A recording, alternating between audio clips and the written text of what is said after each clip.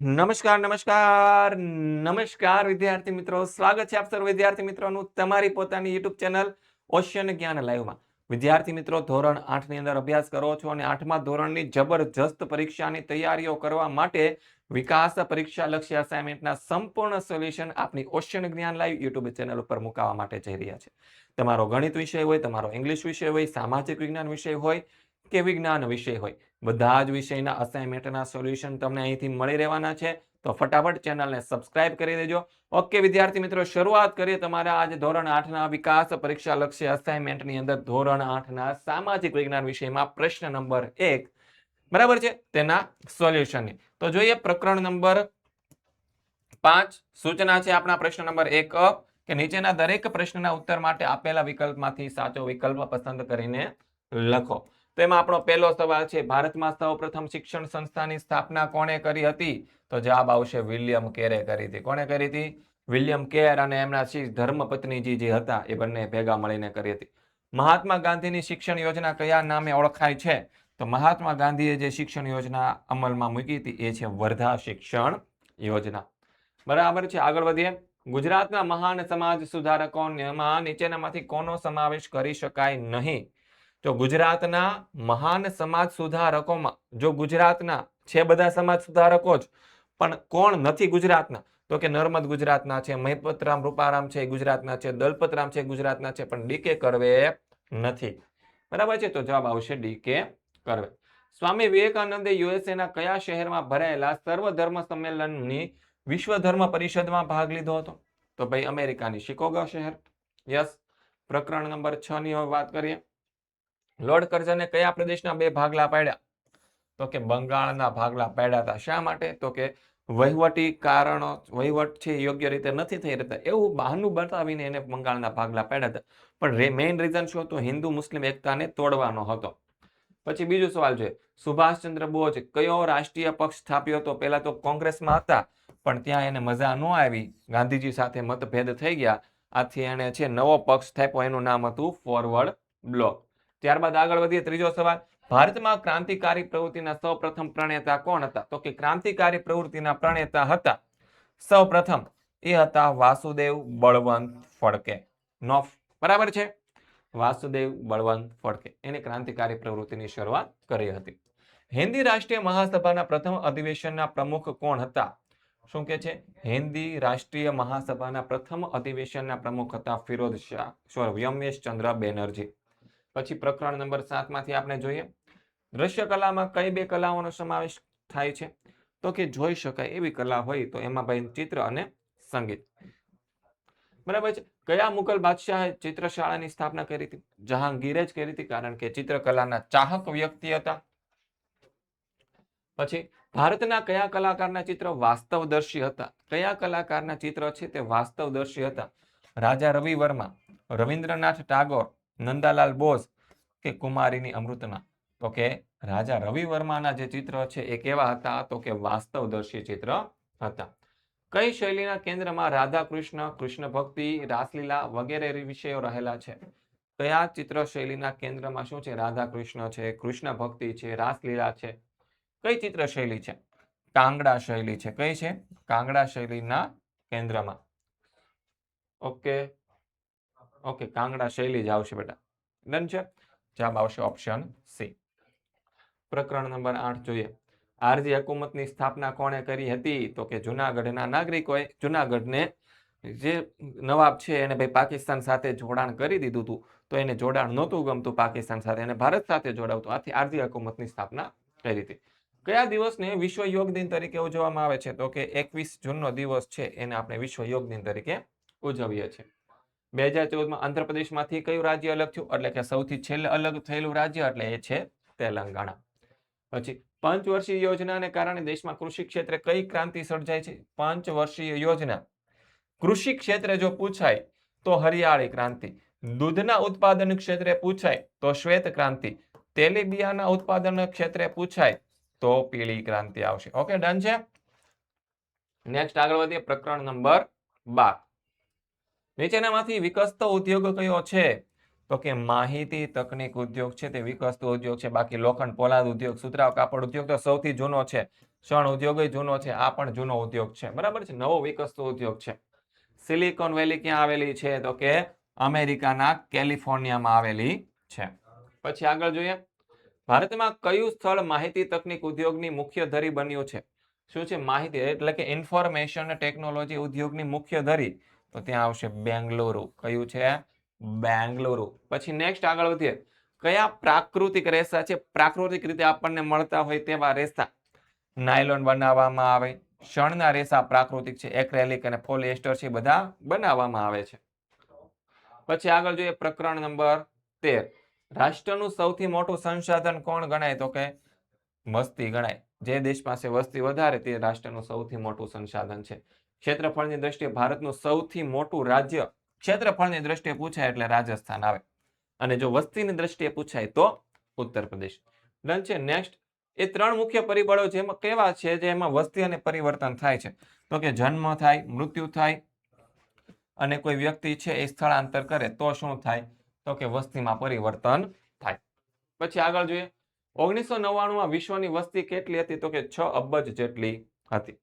બસ વિદ્યાર્થી મિત્રો, આ તમારું ધોરણ 8 અંતિમ સમય તમારો ચાલી રહ્યો છે. આવતા વર્ષે તમે 9મા ધોરણની અંદર આવી જશો. કયા ધોરણમાં આવી જશો?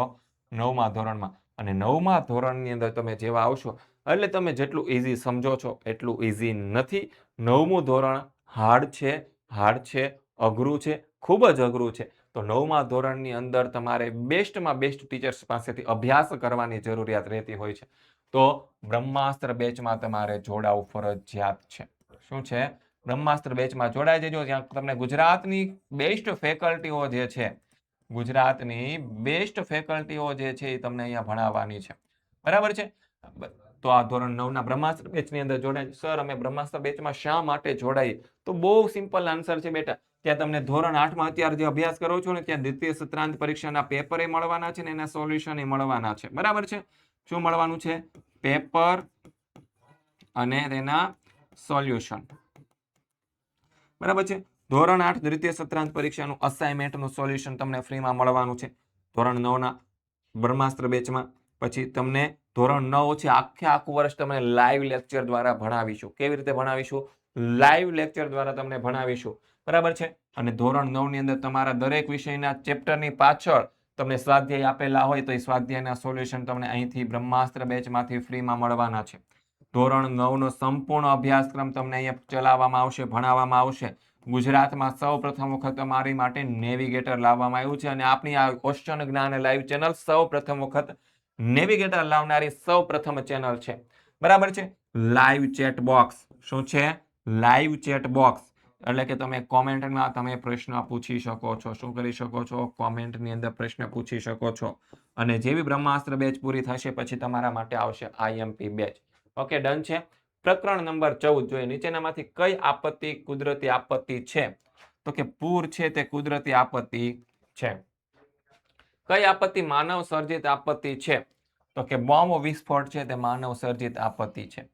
પછી આગળ જોઈએ, ગુજરાતમાં સાપુતારામાં કઈ ઘટના જ્વલેજ બને છે? તો કે ભૂસ્ખલનની ઘટના છે ગુજરાતના સાપુતારામાં ક્યારેક જ બનતી જોવા મળે છે. કયો રોગ વિષાણુજન્ય રોગ છે? તો કે વિષાણુજન્ય. જો વિષાણુ આવે ને એટલે વાયરસ યાદ રાખવાનું. કોને યાદ રાખવાનું? વાયરસથી ફેલાતો રોગ એટલે કે સ્વાઇન ફ્લુ. કોણ છે? Swine flu. પ્રકરણ નંબર 17, જિલ્લા અદાલતના ન્યાયાધીશની નિમણૂક કોણ કરે? તો કે જિલ્લા અદાલતના ન્યાયાધીશની નિમણૂક છે એ રાજ્યના રાજ્યપાલ કરે. સામાન્ય રીતે દરેક રાજ્યમાં કેટલી વડી અદાલત હોય? એક રાજ્યની અંદર એક જ વડી અદાલત હોય. અહીંયા કે બબ્બે વડી અદાલતની કઈ જરૂર નથી. ભારતના બંધારણમાં કોની સ્વાયત્તતાનું રક્ષણ કરવામાં આવ્યું છે? તો કે ન્યાયતંત્રનું. પછી આગળ જોઈએ, વડી અદાલતના મુખ્ય ન્યાયાધીશની નિમણૂક કોણ કરે? તો કે રાષ્ટ્રપ્રમુખ કરે. કોણ કરે? રાષ્ટ્રપ્રમુખ કરે. પ્રકરણ નંબર 18 જોઈએ, કયો વિકલ્પ ન્યાય સાથે સંબંધિત નથી? ન્યાય સાથે સંબંધિત નથી. અધિકાર મળે તો ન્યાય મળવો જોઈએ, સમાનતા, સ્વતંત્રતા એ બધામાં ન્યાય મળવો જોઈએ, પણ ફરજોને કોઈ ન્યાય સાથે લેવા દેવા નથી. ફરજો આપણે આપણી જાતે સમજી વિચારીને બજાવવાની હોય છે. પછી આગળ જોઈએ, દર વર્ષે કયા દિવસને માનવ અધિકાર દિન તરીકે ઉજવવામાં આવે છે? તો કે 10 ડિસેમ્બરના દિવસને માનવ અધિકાર દિન તરીકે આપણે ઉજવીએ છીએ. માનવ અધિકારોની ઘોષણા કોને કરી છે? તો કે માનવ અધિકારોની જે ઘોષણા છે તે સંયુક્ત રાષ્ટ્રએ કરેલી છે. કોને કરી છે બેટા? સંયુક્ત રાષ્ટ્રએ. પછી પ્રકરણ નંબર 19 જોઈએ. આપણા દેશે કઈ શાસન પદ્ધતિ? ભાઈ નાના હતા ત્યારથી આપણે ભણતા આવીએ છીએ કે ભાઈ ભારત દેશ છે તેને લોકશાહી શાસન વ્યવસ્થા અપનાવેલી છે. કઈ? તો કે લોકશાહી શાસન વ્યવસ્થા અપનાવેલી છે. પછી નેક્સ્ટ જોઈએ આગળ. કારમાં બેઠેલ વ્યક્તિ જો સીટ બેલ્ટ બાંધે તો અકસ્માત વખતે મૃત્યુની સંભાવના કેટલી ઘટી જાય? તો કે 60% થી પણ વધારે ઘટી જાય છે. નાણાકીય વ્યવસ્થા શાના વિના શક્ય ન બને? તો ભાઈ નાણાં આપણે આપણા ઘરે પૈસા લાવવા છે તો શું જોઈશે? તો કે કામ ધંધો જોઈએ. કામ ધંધાને કહેવાય રોજગારી. રોજગારી વિના ઘરમાં પૈસા આવતા નથી. પછી જોઈએ ખાલી જગ્યા. શું છે ખાલી જગ્યા વાળો પ્રશ્ન? પ્રકરણ નંબર 5. 1902 માં સ્વામી શ્રદ્ધાનંદે ખાલી જગ્યા ગુરુકુળની સ્થાપના કરી હતી. જો જવાબ આવશે કાંગડી ગુરુકુળની સ્થાપના કરી હતી. કઈ? કાંગડી. સ્વામી વિવેકાનંદનું મૂળ નામ શું હતું? તો જવાબ આવશે નરેન્દ્રનાથ દત્ત. શું હતું? નરેન્દ્રનાથ દત્ત હતું. શું હતું? નરેન્દ્રનાથ દત્ત. મહાત્મા ગાંધીજીએ ખાલી જગ્યાને કલંક કરવા ખૂબ પાયાનો વિચાર કર્યો હતો. તો કે અસ્પૃશ્યતા. કઈ? અસ્પૃશ્યતાના કલંકને દૂર કરવા માટે. ઈસવીસન 1922 માં ખાલી જગ્યા યુનિવર્સિટીની સ્થાપના કરવામાં આવી. તો કે શાંતિ નિકેતન વિશ્વ ભારતી. અને વિદ્યાર્થી મિત્રો પાછું એકવાર તમને કહી દઉં છું, આવતા વર્ષે પાછા તમે 9મા ધોરણની અંદર આવશો અને 9મા ધોરણની અંદર સિલેબસ એટલો બધો લેન્થી અને એટલો બધો અઘરો હોય છે ત્યારે તમારે શ્રેષ્ઠ શિક્ષકોની જરૂર પડતી હોય છે. અને એ શ્રેષ્ઠ શિક્ષકો તમને મળશે ક્યાંથી? તો કે બ્રહ્માસ્ત્ર બેચમાં. ઓશન જ્ઞાન લાઈવ યુટ્યુબ ચેનલ અને ઓશન જ્ઞાન લાઈવ એપ્લિકેશનની અંદર તમને ભણાવવામાં આવે છે ગુજરાતના શ્રેષ્ઠ શિક્ષકો દ્વારા. તે બ્રહ્માસ્ત્ર બેચમાં. સાહેબ બ્રહ્માસ્ત્ર બેચમાં મળશે શું શું? તો કે આ ધોરણ 8 ના દ્વિતીય પરીક્ષાના પેપર અને અસાઇનમેન્ટ અને આખું અસાઇનમેન્ટનું સોલ્યુશન, પછી રેકોર્ડ અને લાઈવ ક્લાસ દ્વારા તમને ભણાવવામાં આવશે. મોસ્ટ ઓફ બધા જ લેક્ચર તમારા લાઈવ ક્લાસ આવશે. ધોરણ 9 ના બધા જ વિષયના સ્વાધ્યાયના સોલ્યુશન તમારા માટે આવશે. ધોરણ 9 નો સંપૂર્ણ અભ્યાસક્રમ તમને કરાવવામાં આવશે. અને ગુજરાતમાં સૌ પ્રથમવાર શું છે? ગુજરાતમાં ફર્સ્ટ એટલે કે સૌ પ્રથમ વખત તમારા માટે નેવિગેટર લાવ્યા છીએ. લાઈવ ચેટ અને આઈએમપી બેચ તો ખરી જ. બરાબર છે? તો જોડાઈ જાજો બ્રહ્માસ્ત્ર બેચમાં ધોરણ 9 ની. બરાબર છે? આગળ વધીએ. રાષ્ટ્રવાદના વિકાસમાં ખાલી જગ્યાનો ફાળો અવિસ્મરણીય છે. તો કે વર્તમાન પત્રોનો. માનગઢ હત્યાકાંડ ખાલી જગ્યાના બલિદાનના ગૌરવની એક ઘટના ગણવામાં આવે છે.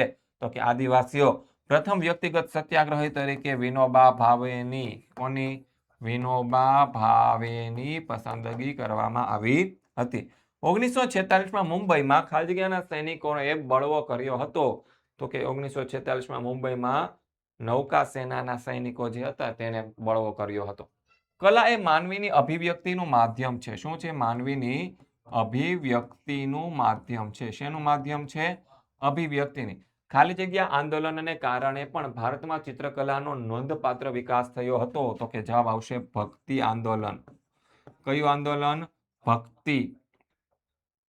ભારતમાં આવેલા ખાલી જગ્યા સમ્રાટો ચિત્રકલાના તો કે મુઘલ સમ્રાટો હતા. કોણ હતા? મુઘલ સમ્રાટો ચિત્રકલાના ખૂબ પ્રેમી હતા. અને કવિ રવિન્દ્રનાથ ટાગોરે તેમના ખાલી જગ્યા મહાકાવ્ય માટે નોબેલ પારિતોષિક મળેલું છે. તો કે ગીતાંજલિ. કયું છે? એ ગીતાંજલિ માટે એને પારિતોષિક મળેલું છે.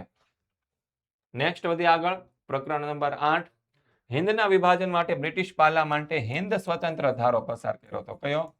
હિન્દ સ્વાતંત્ર્ય ધારો. મદ્રાસ રાજ્યમાં આંદોલન કર્યું. સોરી, અહીંયા કર્યું નહીં આવે. ખાલી જગ્યા ભાષી લોકોએ આંધ્રપ્રદેશની માંગણી માટે કર્યું હતું. તો જવાબ આવશે તેલુગુ.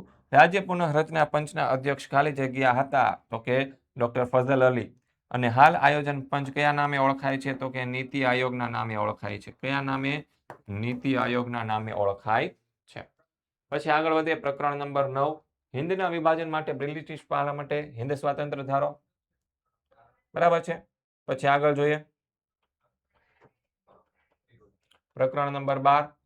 વનસ્પતિ તેલ ઉદ્યોગ એ ખાલી જગ્યા આધારિત ઉદ્યોગ છે. શું છે?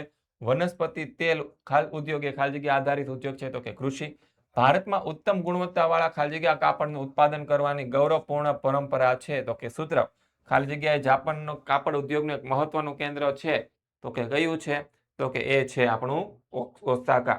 પોલાદ મુખ્યત્વે આધુનિક ઉદ્યોગની શું કહેવાય છે કરોડરજ્જુ કહેવાય. શું કહેવાય કરોડરજ્જુ.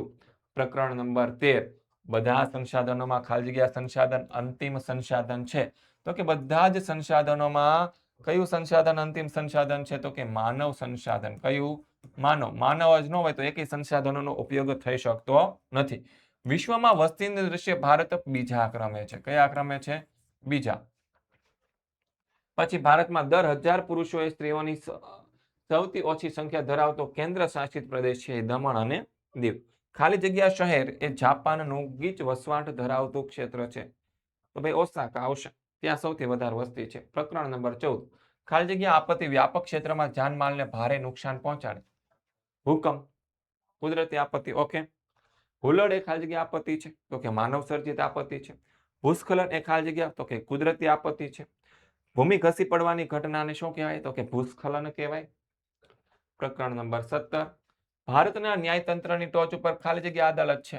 સૌથી મોટી અદાલત દેશની તો કે એ છે સર્વોચ્ચ અદાલત. કઈ છે સર્વોચ્ચ અદાલત. ગુજરાત રાજ્યની વડી અદાલત અમદાવાદ શહેરમાં આવેલી છે. કયા શહેરમાં આવેલી છે તો કે અમદાવાદ શહેરમાં આવેલી છે. ન્યાયની દેવીએ પોતાના હાથમાં ખાલી જગ્યા અને ખાલી જગ્યા તો કે ત્રાજવું અને તલવાર પકડેલી છે.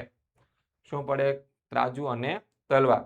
વડી અદાલતના ચુકાદા સામે જો વડી અદાલતે જે ચુકાદો આપ્યો છે એની વિરુદ્ધ આપણે કઈ અદાલતમાં ફરિયાદ કરી શકીએ તો કે ભાઈ સર્વોચ્ચ અદાલતમાં ફરિયાદ કરી શકીએ છીએ. આજે ભારતીય સમાજ ખાલી જગ્યા સમાજમાંથી આધુનિક સમાજ તરફ ઝડપથી ગતિ કરી રહ્યો છે તો કે પરંપરાગત સમાજમાંથી આધુનિક સમાજ તરફ. સામાજિક ન્યાય શબ્દ પ્રયોગમાં ખાલી જગ્યા બધા જ લોકોના સંદર્ભે વપરાય તો કે ન્યાય શબ્દ સામાજિક. અને સામાજિક ન્યાયનો હેતુ સમાજની નવરચના કરવાનો છે. ત્યારબાદ 19મું ચેપ્ટર શું કહે છે ભારતે ખાલી જગ્યા બનવાનો સંકલ્પ કર્યો છે તો કે ભારતે કલ્યાણ રાજ્ય બનવાનો સંકલ્પ કર્યો છે. ભારતના ખાલી જગ્યા જનજીવનની તાસીર સમા છે તો કે ભારતના ગામડાઓ છે એ ભારતના જનજીવનની તાસીર સમા છે. ખાલી જગ્યાની ભૂમિકા માનવ જીવનના અનેક ક્ષેત્રને સ્પર્શે છે તો કે સરકારની ભૂમિકા. કઈ ભૂમિકા સરકારની ભૂમિકા. એવી જ રીતે વિદ્યાર્થી મિત્રો તમારા ધોરણના વધારે અપડેટ મેળવવા માટે તમારે વોટ્સઅપ ગ્રુપમાં જોઈન થઈ જવાનું છે જ્યાં તમને ધોરણ 9 વિશે બધી જ માહિતીઓ મળશે. શું મળશે ધોરણ 9 ની બધી જ માહિતી મળશે. યસ કે ભાઈ આવતા ધોરણમાં તમારા માટે શું શું આયોજન કરવાના છે. જબરજસ્ત આયોજન કરવાના છે બેટા બરાબર છે. એ તમામ આયોજન તમારા માટે અહીંથી કરવામાં આવશે. તો વિદ્યાર્થી મિત્રો મળીએ છીએ નેક્સ્ટ લેક્ચરમાં પ્રશ્ન નંબર 2 ના સોલ્યુશન સાથે. ત્યાં સુધી દરેક વિદ્યાર્થી મિત્રોને જય હિન્દ, જય ભારત, જય જય ગરવી ગુજરાત.